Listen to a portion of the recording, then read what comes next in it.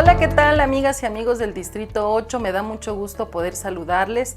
Quiero agradecerles que me acompañen el día de hoy a mi segundo informe de actividades legislativas.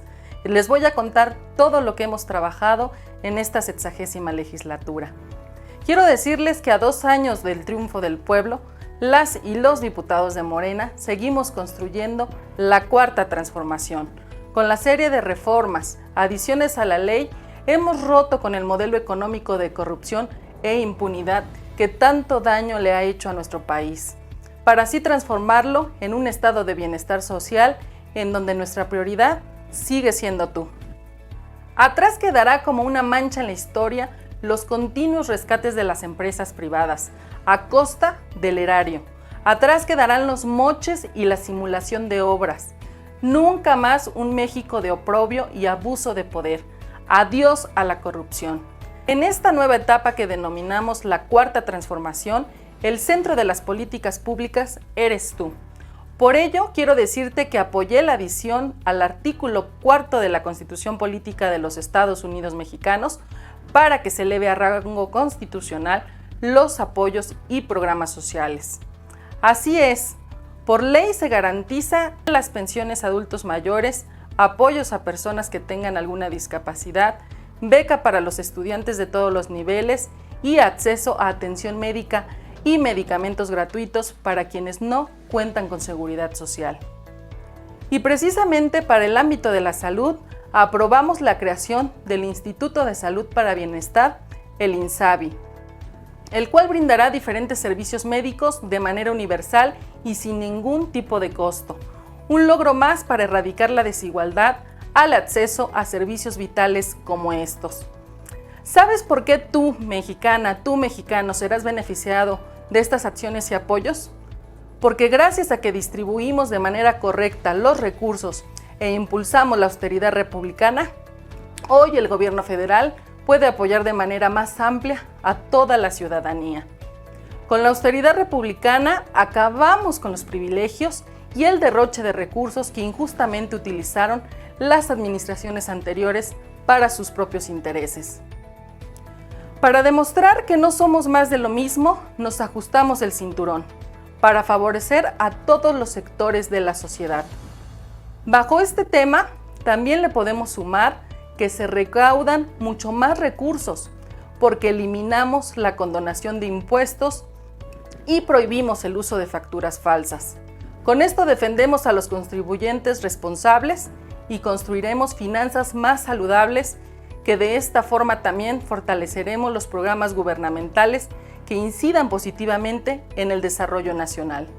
A pesar de que seguiremos velando por el bien de la ciudadanía, no seremos omisos ante las exigencias del pueblo para evitar que autoridades futuras actúen sin escuchar a la ciudadanía. Por tal motivo, la dotamos con instrumentos jurídicos democráticos que le permitan a la mexicana y al mexicano ser parte de las decisiones más importantes. Para ello, impulsamos la revocación de mandato y consulta popular, para establecer un mecanismo de rendición de cuentas, con el cual, de ahora en adelante, el pueblo de México tenga la última palabra. Ahora se podrá evaluar a los gobernantes y decidir sobre el rumbo del país. Las diputadas y diputados de Morena continuamos avanzando para fortalecer a todos los sectores de la sociedad, desde el ámbito de la paridad y perspectiva de género, del campo y de la educación. Como muestra de ello, en el primer apartado mencionado, nos hemos sumado a las demandas de las mexicanas para erradicar todo tipo de violencia contra las mujeres. Una de ellas es la violencia política, cuya existencia abarca toda la historia de México. No podemos admitir que en nuestra actualidad la política esté dominada por un género que no alcanza a visualizar los retos que se enfrentan las mujeres día tras día. Por ello se reformaron 10 artículos de la Constitución de México para asegurar que la mitad de los cargos de decisión sean para las mujeres en los 3 poderes del Estado, en los 3 órdenes del gobierno, en los organismos autónomos, en las candidaturas a cargo de elección popular, así como en la elección de representantes ante los ayuntamientos en los municipios con población indígena. Otro tipo de violencia es la sexual, un delito que destruye la dignidad de las víctimas y que merece ser castigada con mayor severidad. Razón suficiente para reformar el Código Penal Federal con la finalidad de endurecer las penas en materia de violación sexual, de tal forma que se le dará de 15 a 30 años a quien cometa dicho delito, y en caso de que fuera un servidor público, se le destituirá sin posibilidad de volver a ejercer su profesión. En la cuarta transformación, la agenda para erradicar todas las bases patriarcales sigue en pie y no se detendrá. Las voces de las mexicanas exigiendo justicia sigue resonando en nuestro discurso, en nuestro actuar y en nuestro trabajo legislativo, siempre a favor de ellas. Otro sector a quien también respondemos es a los productores de maíz nativo, el cual es uno de los cereales más abundantes y que cuenta con una gran diversidad de razas únicas en el país y que deben ser protegidas. Para este propósito, aprobamos la Ley Federal para el Fomento y Protección del Maíz Nativo, no solo para conservar y proteger las diferentes variantes del maíz nacional, sino que también se otorgarán estímulos para los agricultores con el objetivo de fomentar su cultivo. Con esta ley favorecemos a la soberanía alimentaria, porque sin duda alguna lo que está hecho en México está bien hecho. Todo esto gracias a las campesinas y campesinos cuya dedicación han logrado crear con sus propias manos un símbolo nacional que alimenta a las familias mexicanas. Para el sector de la educación, acabamos con la mal llamada reforma educativa, la cual toda su esencia era en sí una reforma laboral que castigó injustificadamente a maestras y maestros de nuestro país. Se nos vendió esta reforma como un ajuste jurídico que supuestamente mejoraría la educación de nuestras niñas, niños y adolescentes. Y hasta el día de hoy sabemos que estos argumentos siempre fueron patrañas por las administraciones anteriores. Con la llegada de Morena en el Poder Legislativo, impulsamos una nueva reforma, la cual garantiza que la educación sea inclusiva, equitativa y de excelencia académica. Además, las evaluaciones ya no son para castigar a nuestros docentes. En lugar de eso, se capacita para priorizar el aprendizaje.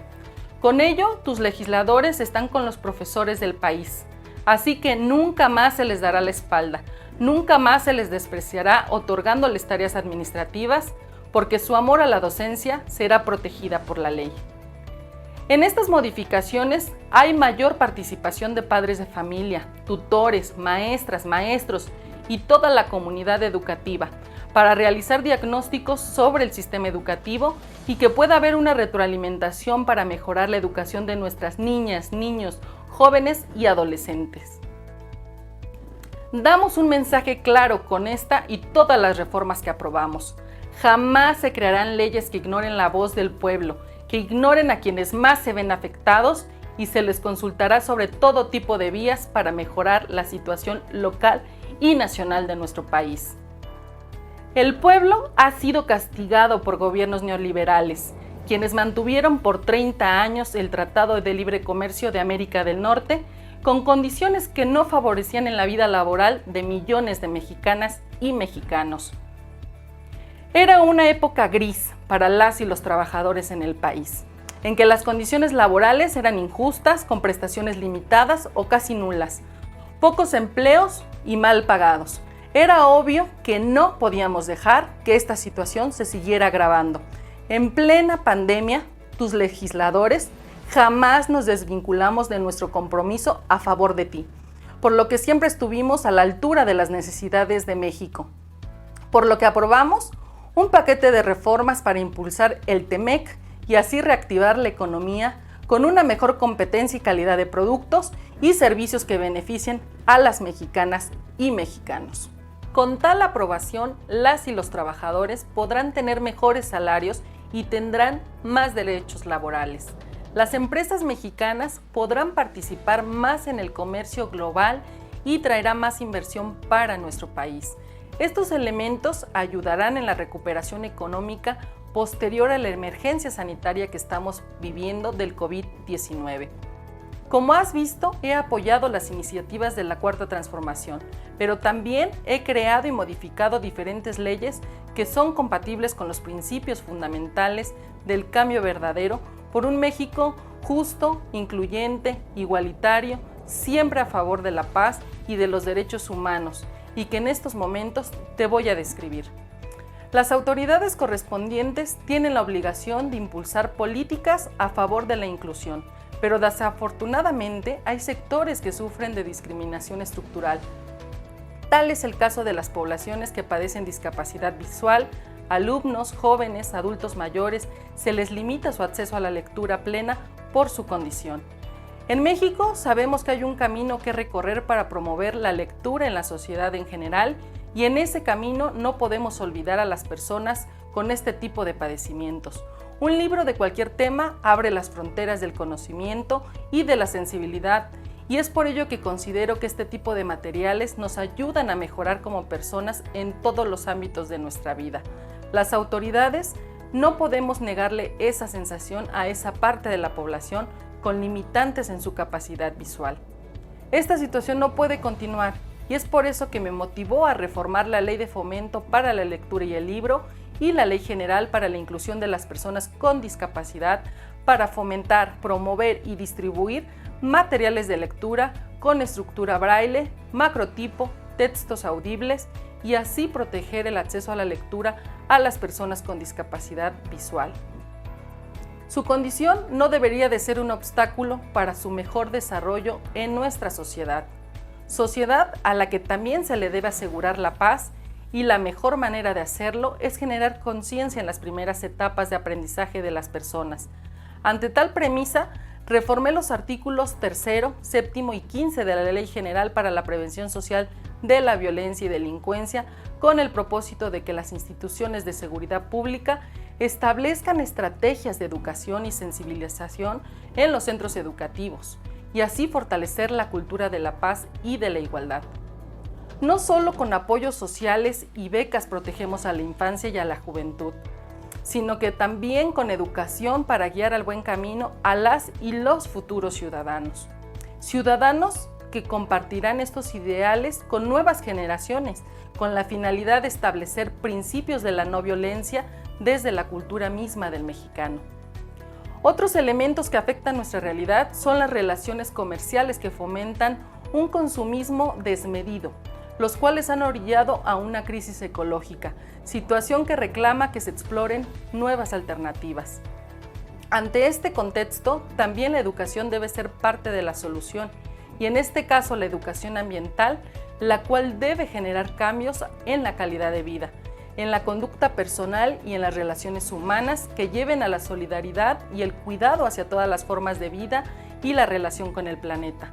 Por ello quiero decirte que propuse la reforma al artículo 1 y 3 de la Ley General para la Prevención y Gestión Integral de los Residuos para que los avances en la investigación científica sean difundidos con el propósito de utilizarlos en el proceso educativo y así construir una sociedad que sea responsable con su medio ambiente. Otro problema internacional es el delito de la trata de personas, y México lamentablemente no es la excepción. Este es el delito en el que las personas captan, enganchan, transportan o reciben varias personas con fines de explotación y comercio. Es el delito más redituable después del tráfico de drogas y de armas. Las víctimas de trata son transportadas a otros países, creando así una vulnerabilidad alarmante frente a las dificultades como el desconocimiento en un país totalmente diferente.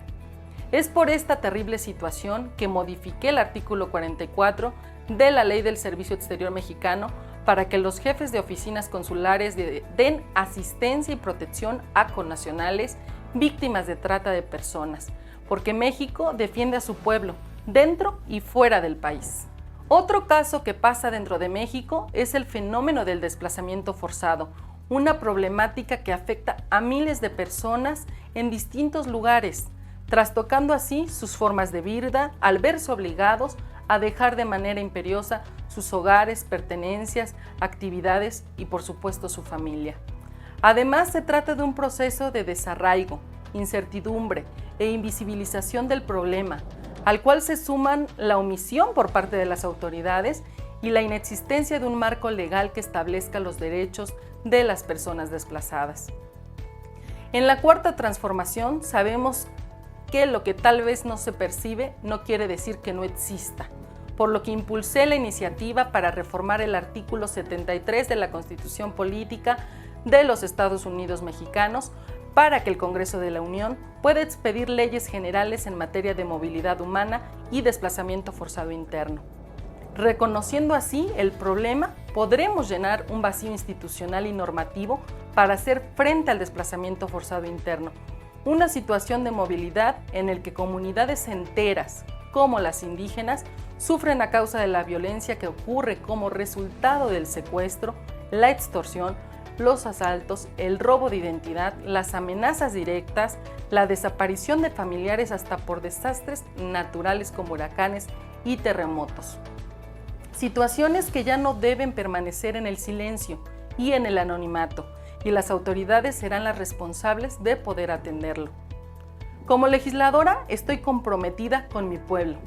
Por ello, he presentado diversos puntos de acuerdo con la intención de coadyuvar a la visibilización y sobre todo la resolución de las problemáticas de nuestro querido estado de Puebla. Una de las problemáticas que tiene nuestra entidad es la violencia, un tema preocupante para las poblanas y poblanos, un tema que requiere de máxima atención por parte de las autoridades correspondientes.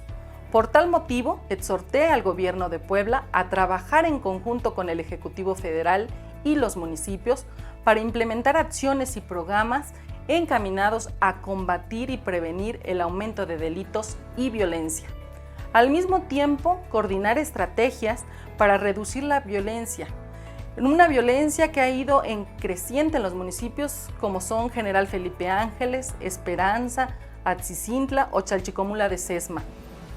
Otra situación en la entidad es el dengue, una enfermedad causada por un virus que se transmite a las personas por la picadura del mosquito portador y en casos avanzados esta enfermedad puede ser letal. Desafortunadamente en 2019 los casos aumentaron en comparación con el año anterior. Los municipios con más casos son Ayotosco de Guerrero, Tenampulco, Xayacatlán de Bravo y Pantepec, Puebla, por lo que resultaba necesario intensificar las acciones para evitar los casos de dengue en la entidad. Es por ello que exhorté nuevamente al Gobierno de Puebla a trabajar en conjunto con el Ejecutivo Federal y los municipios para implementar acciones y programas encaminados a prevenir y atender los casos de dengue en la entidad. En temporadas como la de invierno, nuestros paisanos regresan a su estado, su México, para visitar a su familia.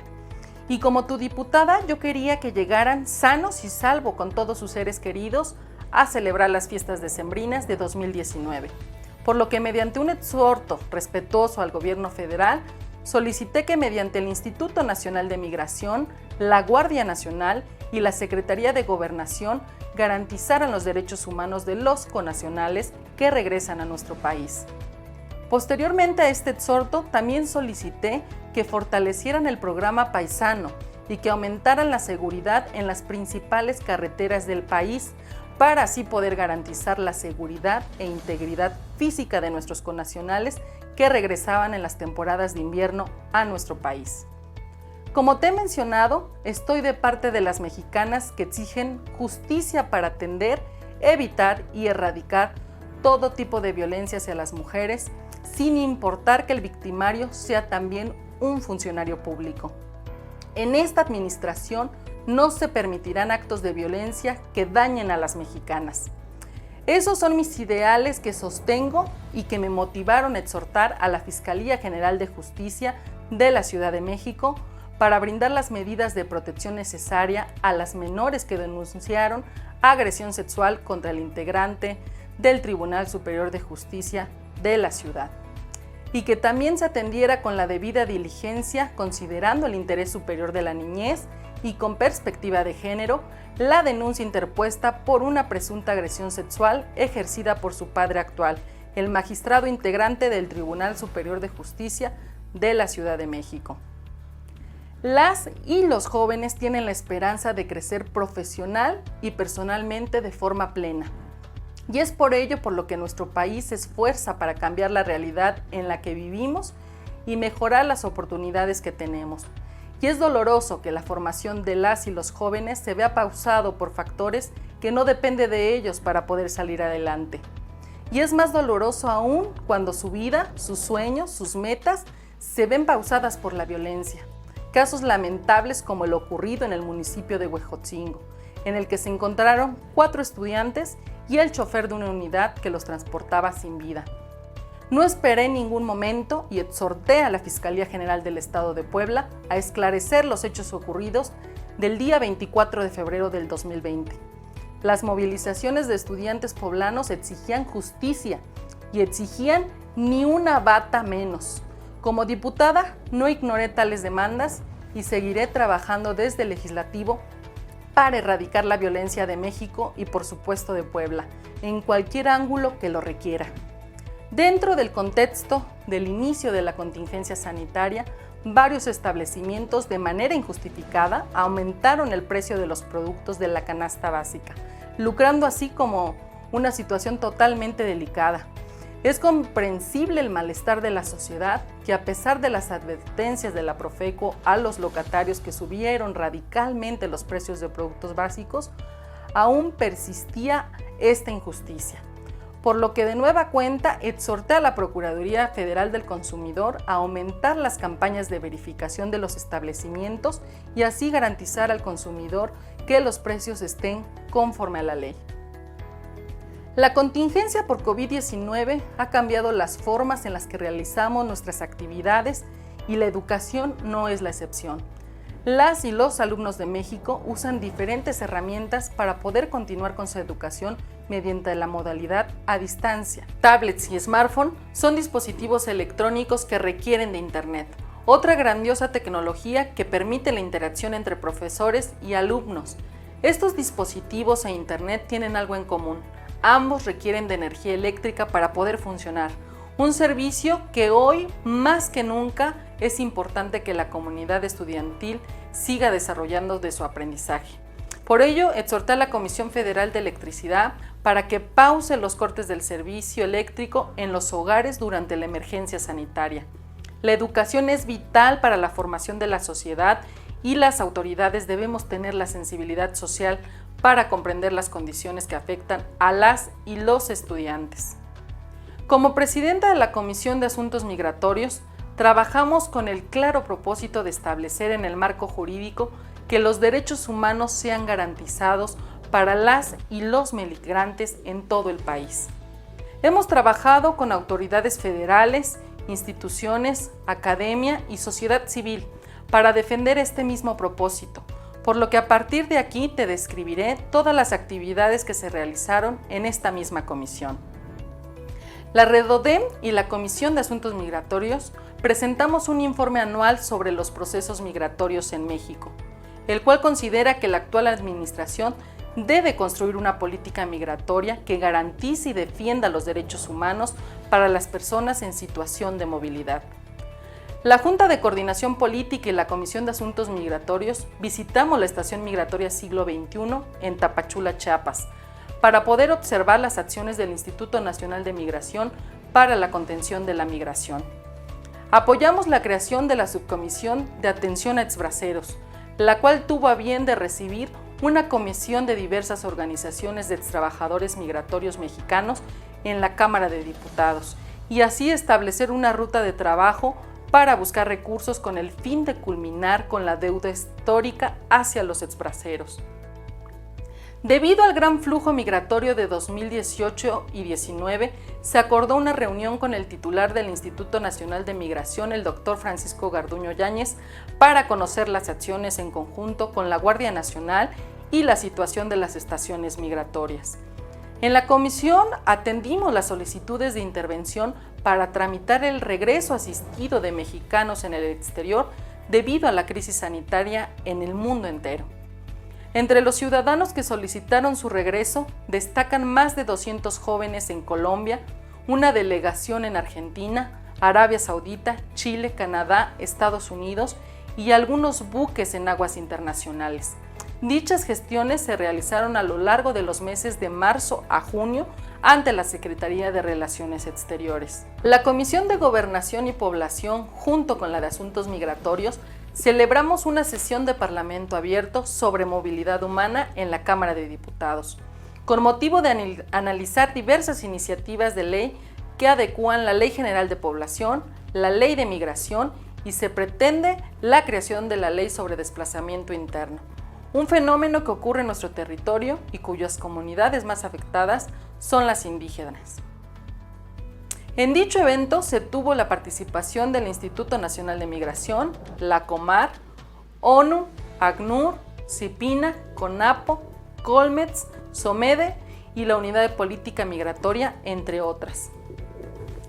En la comisión realizamos una sesión virtual con motivo de analizar la migración en México ante la pandemia por COVID-19 y se aprobó un exhorto a la Secretaría de Salud y de Gobernación para que implementen protocolos sanitarios en las estaciones migratorias y puntos de acceso a nuestro territorio mexicano, así como a la Secretaría de Relaciones Exteriores a dar puntual acompañamiento a los mexicanos en el exterior.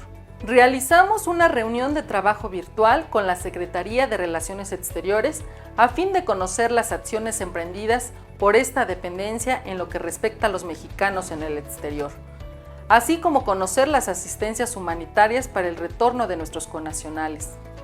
Las comisiones de presupuesto y cuenta pública, junto con asuntos migratorios, realizamos una sesión de Parlamento abierto para analizar la funcionalidad y permanencia del fideicomiso de Fondo de Apoyo Social a extrabajadores migratorios mexicanos. Participaron autoridades, organizaciones sociales y académicos, quienes concordaron que dicho fideicomiso debe permanecer para saldar una deuda histórica en el Estado mexicano.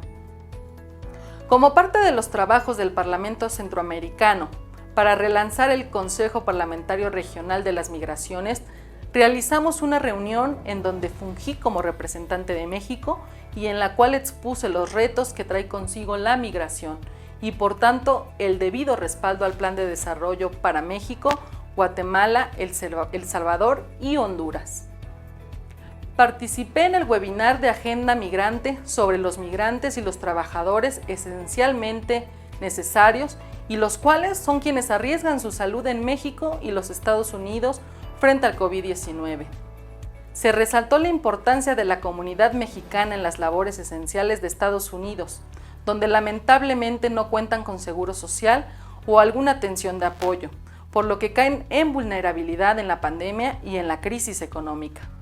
Como integrante de la Comisión de Igualdad de Género, hemos avanzado para construir un México sin machismo, sin discriminación y sin violencia contra las mujeres. Avanzamos con el dictamen para mejorar los mecanismos de alerta de violencia de género y trabajamos en mejoras a la Ley General de Acceso a las Mujeres a una vida libre de violencia, por mencionarte algunos ejemplos. A esta última ley citada, incorporamos el término de violencia digital para definirla como actos de acoso, hostigamiento, amenazas, insultos, vulneración de datos e información privada, divulgación de información apócrifa y mensajes de odio, y seguiremos en la lucha para que este delito sea castigado con prisión debido a que este fenómeno está cobrando la dignidad y sobre todo la vida de muchas víctimas. También incorporamos el término de violencia obstétrica a la ley, un término que se define como toda acción u omisión por parte del personal de salud médico o administrativo perteneciente a los servicios de salud públicos o privados del Sistema Nacional de Salud que lastime, discrimine, denigre a mujeres en el embarazo, parto o puerperio. Esta práctica ha sido normalizada como en el proceso de embarazo, en el que las madres han sido calladas en los hospitales y sistemas de salud. En los trabajos de parto, en un alto porcentaje de casos, se les pide que guarden silencio, que trabajen duro por la vida de sus hijas e hijos, que no se quejen. Se les infantiliza y se les aísla y generalmente pierden visibilidad en las salas de parto. Si no siguen los mandatos impuestos y las formas autorizadas, mientras ciertos mandatos médicos del orden heteropatriarcal buscan cómo hacer más rápido y ágil un proceso de salud. Estas situaciones son un reflejo del machismo que sufren las mujeres en el sector de salud que debe ser erradicado, y esto es razón suficiente para incluir la violencia obstétrica en la ley. Tus diputadas de Morena arrancaremos de raíz todo acto que se considere como natural que vulnere la dignidad de las mexicanas. Es la vida de millones de futuras madres que está en juego y no podemos seguir sosteniendo este actuar de trabajadores de la salud cuyo propósito debe ser siempre el de proteger la vida. En esta comisión también participamos en diversas reuniones para abordar temas de importancia como las mesas interinstitucionales 2019, presupuesto de egresos de 2020, reuniones con diversas organizaciones civiles como 50 y más o Mujeres en Plural. Reuniones que nos ayudan a definir de mejor manera la agenda legislativa y atender de mejor manera situaciones que defienda y empodera a las mujeres desde diferentes perspectivas y ámbitos de la vida dentro de la sociedad. Hemos contado como nunca con numerosas votaciones unánimes en el pleno de nuestro órgano legislativo, lo que refleja el esfuerzo de todas nosotras y nuestros equipos, quienes ponemos especial empeño en el seguimiento a las iniciativas, puntos de acuerdo y debates públicos a favor de las mexicanas. Como tu diputada, no quito el dedo del renglón. Mi compromiso también es con todas las mujeres, con las que hoy están y también con las que ya no nos acompañan, con las que nos hacen falta, con las que luchan y exigen mejores condiciones. No me cansaré de repetirlo. El patriarcado se va a caer y lo estamos logrando desde la Cámara de Diputadas y Diputados. Asimismo, soy integrante de la Comisión de Protección Civil y Prevención de Desastres Naturales. Por ello, he trabajado en conjunto con las y los legisladores para conformar una política transversal en gestión integral de riesgos a través de la aprobación de la ley en la materia. En este sentido, hemos exhortado en diferentes momentos al CENAPRED, a la CEGOP, a la SADER y la CONAFOR, porque en virtud de sus competencias impulsen la prevención y atención ante los desastres naturales. Sé muy bien que una de las mayores afectaciones a la población son las temporadas de incendios forestales en diferentes entidades de nuestro estado. Por lo que en diferentes ocasiones y ante el riesgo de incendios forestales en diferentes municipios como Aljojuca, Atzicintla, Chalchicomula de Sesma, Chilchotla, Cuyoaco, Libres y Ocotepec, exhorté a la Semarnat a través de la CONAFOR y el Gobierno de Puebla para que se coordinen con la finalidad de llevar a cabo acciones para prevenir y combatir los incendios en la entidad. Asimismo, solicité la intervención de las autoridades estatales y federales con el propósito de reforestar las áreas afectadas. Y de nuevo, bajo el ámbito de la prevención nacional, exhortamos al Centro Nacional de Prevención de Desastres a redoblar esfuerzos para alcanzar una cobertura total de la información en el Atlas de Riesgo de los 2.457 municipios de toda la República Mexicana. Y de esta forma tener los datos suficientes para impulsar acciones que protejan a toda la población. Las y los integrantes de la comisión sostuvimos diversas reuniones con el propósito de mejorar nuestro trabajo legislativo en materia de prevención de desastres, de las que destacan las reuniones con autoridades del Centro de Estudios Demográficos Urbanos y Ambientales del Colegio de México y el taller sobre las reglas de operación del Fondo Nacional para la Prevención de Desastres Naturales, y así poder impulsar proyectos preventivos y dejar de ser un país que reacciona solamente después de un desastre.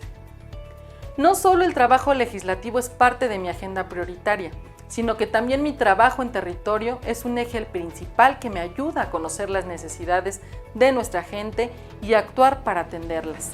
Desde el ámbito de la enseñanza y acceso público a nuevos conocimientos, inauguré diferentes talleres y cursos sin ningún tipo de costo y abierto para todas las comunidades. Entre ellos destaco el curso que se dio de Word y Excel, herramientas necesarias para el desarrollo de la vida profesional de los beneficiarios que participaron y que les será de gran utilidad en el mundo laboral. Durante la temporada invernal se hizo entrega de cobijas en los municipios de nuestro distrito, beneficiando así nuestra población que se encuentra en alta y muy alta marginación de la Sierra Poblana. Sé que aún hay retos para que las poblaciones vulnerables tengan servicios médicos y ante este contexto me he dirigido a todos los municipios de nuestro distrito para realizar una gran cantidad de jornadas médicas siempre a favor de la salud. En tales jornadas se hicieron consultas generales de presión arterial, odontológicas, mastografías y se entregaron medicamentos totalmente gratuitos para todas las personas que lo necesitaban. Para ti, poblana y poblano, que necesitas tramitar un documento importante como lo es la licencia para conducir, he llevado en muchas ocasiones hasta las comunidades más remotas unidades móviles para facilitarte el acceso a tal importante trámite, ahorrándote esfuerzo y tiempo valiosísimo para ti. En tiempos de pandemia no fui omisa ante las exigencias de apoyo por parte del pueblo en una difícil situación como esta que estamos viviendo del COVID-19. Y es por ello que tu servidora donó 3 meses de su dieta para entregarle a las poblanas y poblanos más necesitados paquetes alimentarios, a los hospitales que lo necesitaron, insumos médicos necesarios y a los comerciantes locales los apoyamos con kits de limpieza. Como te habrás dado cuenta, nuestro trabajo en el Poder Legislativo es arduo y la pandemia no detiene el trabajo de tu servidora. Lo que sembramos hoy nos dará frutos en el mañana. Seguiremos construyendo la cuarta transformación para que juntas y juntos salgamos adelante.